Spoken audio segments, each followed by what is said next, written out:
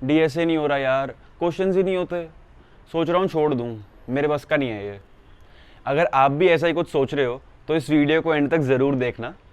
Hi everyone, this is KD और इस video में हम बात करेंगे डीएसए को ईजिली हैंडल कैसे करना है।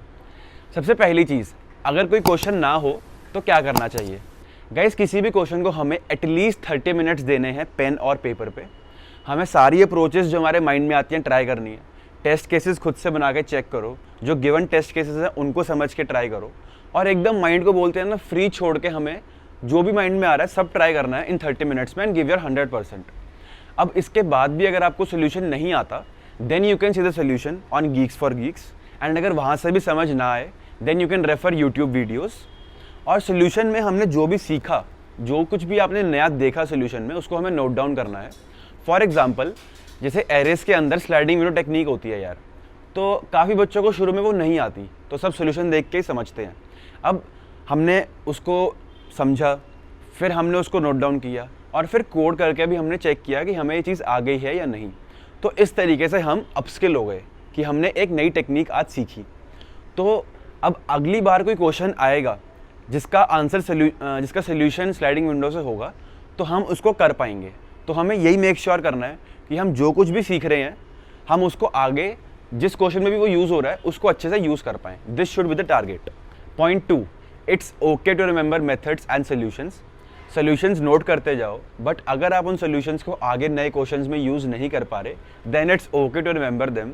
फॉर एग्जांपल, जैसे 2 पॉइंटेड टेक्निक है या मैप को कैसे और कहाँ यूज़ करना है या स्लाइडिंग विंडो है, तो अगर आपको ये सब मेथड्स पता है और याद हैं तो किसी भी नए क्वेश्चन में अगर आपको कुछ नहीं दिमाग में आ रहा आपके, तो एटलीस्ट यार आप ये सब तो यूज़ कर सकते हो ना उनके अंदर। तो this is how they help and gradually जैसे आपकी प्रैक्टिस बढ़ती जाएगी तो you will get comfortable in them and आपको पैटर्न्स दिखने लगेंगे चीज़ों के and you will find things to be structured. तो अगर ज़्यादा दिक्कत आ रही है शुरू में, it's okay to note down these methods and use them. Point 3, timely revision. ये बहुत ज़्यादा इंपॉर्टेंट पॉइंट है यार और इसको काफ़ी ज़्यादा लोग मिस कर देते हैं। आपने कुछ भी नया सीखा, किसी क्वेश्चन से कोई ट्रिक या कुछ भी जो आपके दिमाग में पहले नहीं आया था, उसको हमें नोट डाउन तो करना ही है। प्लस साथ के साथ हमें हफ्ते 2 हफ्ते में we have to keep revising our notes, क्योंकि ऐसा होता है कि कोई क्वेश्चन आपने पहले किया था, 2-3 महीने बाद आप चीज़ें भूलने लगते हो एंड देन शायद वो सेम क्वेश्चन आप दोबारा शायद आपसे ना हो। ठीक है, तो ये सब अवॉइड करने के लिए keep revising and this will also build your confidence कि मैंने जो सब कुछ किया है पहले वो मुझे अब आता है। तो timely revision is very important, so keep doing that. Point 4, इधर उधर मत देखो यार, उसने इतने क्वेश्चंस कर लिए हैं या उसकी इतनी रेटिंग है, इन सब पर ध्यान मत दो।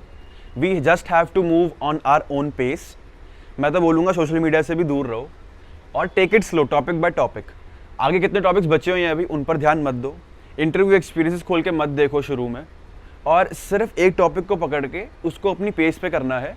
अगर आपको कोई क्वेश्चन करने में 1 दिन का टाइम लगता है तो यार बिल्कुल लो, कोई दिक्कत वाली बात नहीं है, 1 दिन का टाइम ले सकते हो।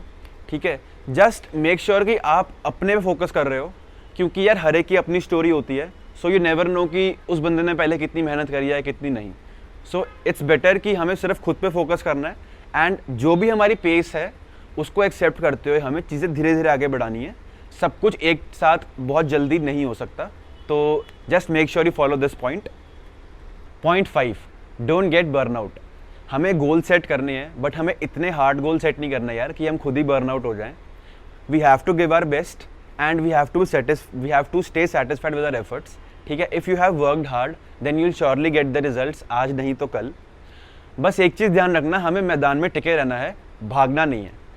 और अगर आप मान लो डीएसए के क्वेश्चंस करके मान लो फ्रस्ट्रेट हो गए या परेशान हो गए, तो it's okay to take a break.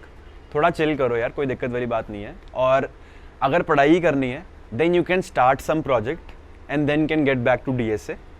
बस ये है कि हमें लोड लेके काम नहीं करना बिल्कुल भी। सो ये थे 5 पॉइंट्स जो आई एम श्योर आपको ज़रूर हेल्प करेंगे to crack that dream company.